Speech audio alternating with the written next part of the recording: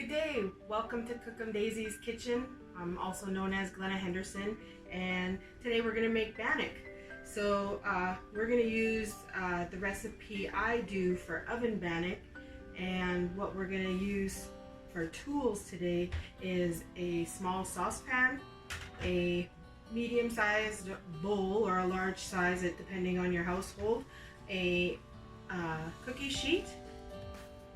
We have some measuring cups, a spatula, a spoon, fork, measuring spoons, and then of course our ingredients.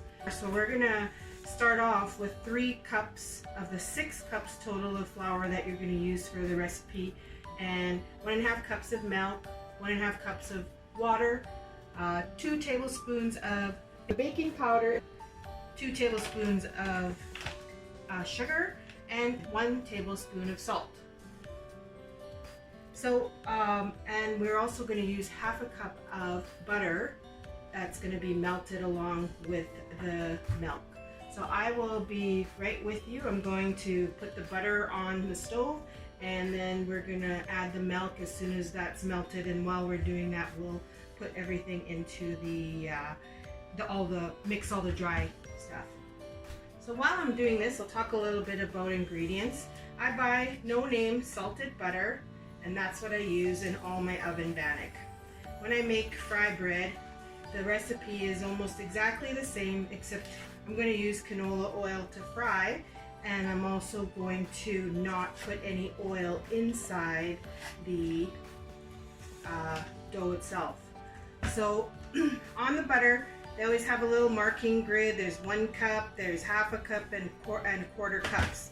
So you're going to cut off a 1/4 cup piece of butter. And again, if you can't eat butter, if your diet is different, or if you don't have access to butter, there's always the use of lard and oil. I prefer canola oil for the flavor. Vegetable oil will work. The only kind of oils that may not work very well is the olive oil, because it's not very good on high heat. But if you cook your Bannock at 350 degrees, then you should be able to use olive oil in your recipe. Also, I cook my Bannock at 450 degrees Celsius, so you may want to set your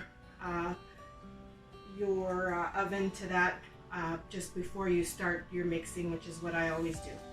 So I have my butter melting, and I am going to move this pan over to the side here for now, and then I am going to start mixing. So again, this is 2 cups of flour, and here's the 1/3. I'm going, baking powder is made by Sunspun. I get this at Real Canadian Wholesalers. It's $23 for this container, and it lasts me, who makes a very large amount of Bannock, anywhere between 3 and 6 months. So 2 tablespoons of baking powder. I like this one because it keeps it fresh, and I'll show you a little trick here in between while we're cooking the Bannock. So I'm going to also use 2 tablespoons of sugar, 1 tablespoon of salt,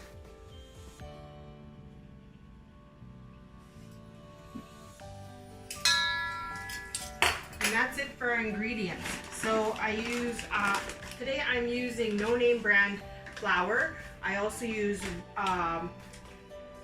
Robin Hood and Compliments. And those are the only 3 that I recommend. Of course, I'm not here to plug anybody's labels, but just for my best Bannock, those are the 3 that I use. And because I do it commercially, I find that my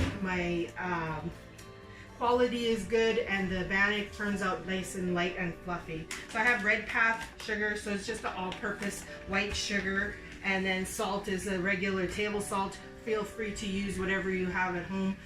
Again, this is a flavor item, so it's there for your, if you can use it. If you can't, it can be omitted. A lot of people do not use salt, so that is fine. My butter is melted now, so I'm going to add the milk. and warm that up on a medium heat with the butter.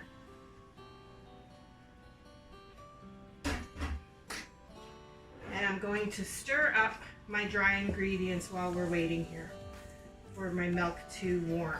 Now the reason why I warm the milk is to activate the baking powder. And so I was going to show you a little trick.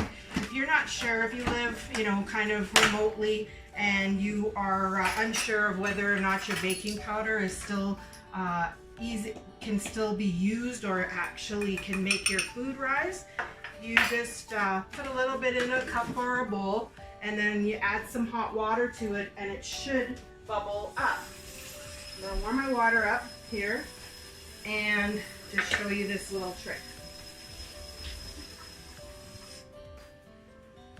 So there it is, right there. It's bubbling quite a bit, and that tells me that the baking powder I'm using will help my recipe to rise. Okay, so I have this mixed this nicely, evenly. Then I'm going to create a little hole in the middle, or a well, you know, push everything to the side and make sure there's nothing straight at the bottom. And what this does is ensure that the liquid gets all the way through everything and you don't have clumps inside your bannock. So I'm going to get a little bit of water, cup and a half. And again, you want that to be warm. It's better for the to start the activation of the baking powder and to help your bannock get fluffy and light. So there we go. We have warm milk, 1/4 cup of butter, 1.5 cups of milk, 1.5 cups of water, and we are all done with mixing the first part of the dough. For the dough, again, it's gonna look a little bit soupy and soft. You know, it's gonna be very wet, and that's the way we want it. We want the dough to be wet and soft, and the action of the baking powder is going to make its way through all the ingredients, and they're going to melt together while we wait about 20 minutes. Like, my minimum is 20 minute wait for the flour and everything to rise. And then also what that does is it gives time for the gluten in the flour to start getting real stretchy and soft, and that's what you're looking for. Like, people always wonder, well, how do you get it so soft, or how do you get it so pliable and look so neat? And that's the idea, is gluten and baking powder, flour. This is a science project of the heart.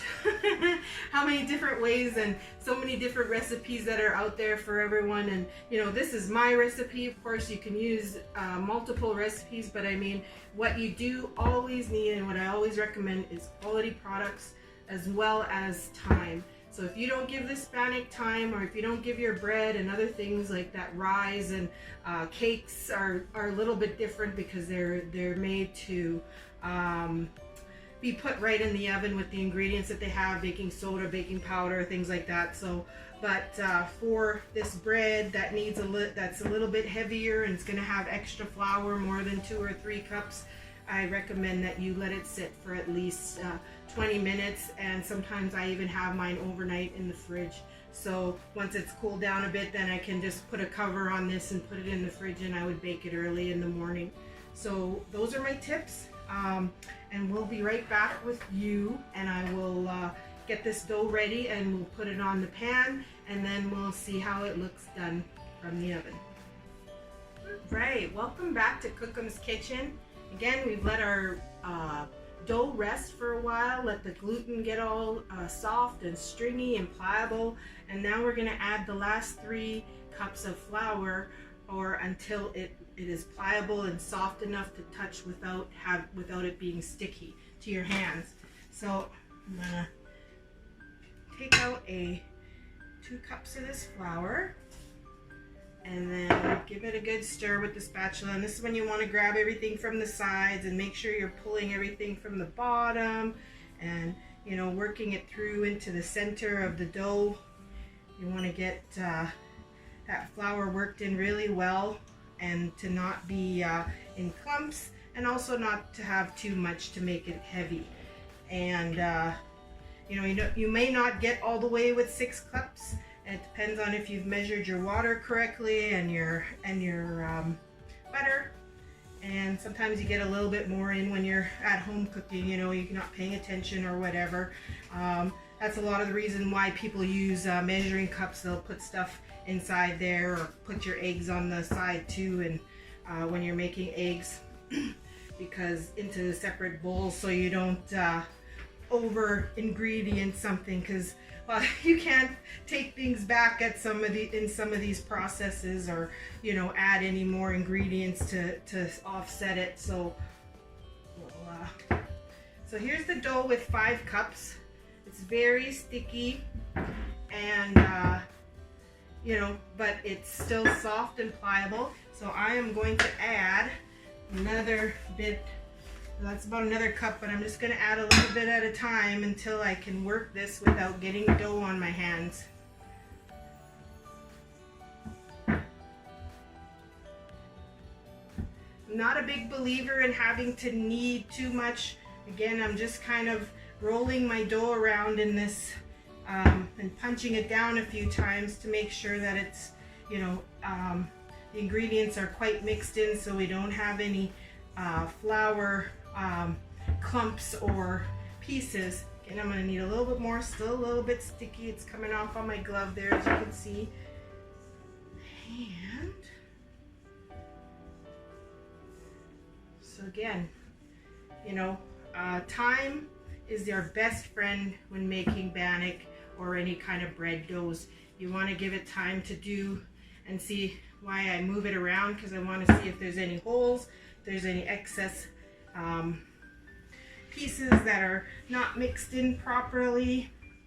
And you'll see that because I make a lot of little rounds when I do farmers market, so I'll play with the dough and make sure everything is all integrated inside there. And again, it's just sticky a little bit on top, so shake some flour on here and make sure it's all good to go. And then we're going to put it on the pan.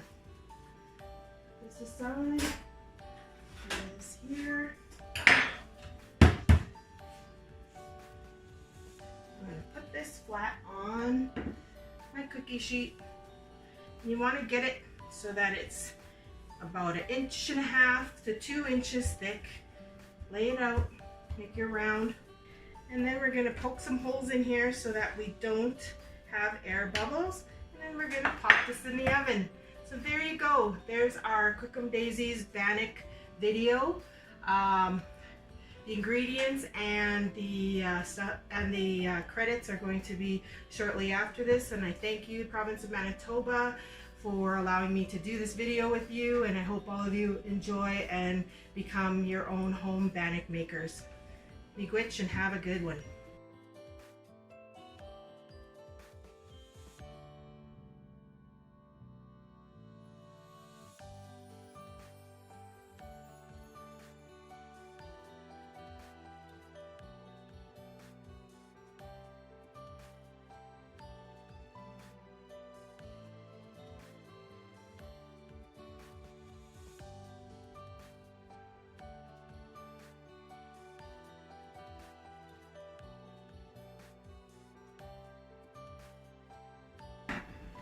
So there it is. I have a little cooling rack here so I don't burn my tabletop. Clear off this oven. And again, it's all nice and brown here. And you can see sometimes there's a little bit of flour on top, the white kind of chalky look. And so a little tip here is, while it's hot, is to just take a little bit of butter, and while it's still nice and warm, and just kind of butter the top a little bit. And it really brings out the color, especially if you're selling or presenting this to a group of friends or whatever. You want it to look real pretty. And you can see that it almost rose twice in size from when we put it in the oven. And again, that's all the magic of the science in baking anything. A little bit more butter. And but there we go. Now the other thing is that because there's a lot of heat inside this whole thing, is that you want to lift it off of the tray, which we're going to do here right away, and then kind of lean it up so that it can cool off. A lot of people cut it right away too, you know, like that's completely up to you how you eat your bannock. Like some people like it really hot, I do, you know, but it is hot, and it will be kind of, it's better to give it a few minutes at least to cool off a little bit. And so there's the bottom, here's the top now. Look how pretty that is. It's gorgeous, ain't it? So yeah, so a lot of people, they'll wrap it in a cloth like this and stand it up on its side, you know, right there against the stove. I've seen a lot of pictures where it goes like that, but there you go. There you have it. We have our bannock made. So again, I'd like to thank you for joining me and learning how to make bannock my way, Cookem Daisey style. If you have any questions, you can shoot me an email on Facebook under Cookem Daisey, Cookemdaisey, and I'll be happy to answer any of your questions in regards to bannock. If you need the recipe on the fly or help with anything else, or would like a video or training options online that we have, then you can contact me there. So I appreciate all your time and have a good week.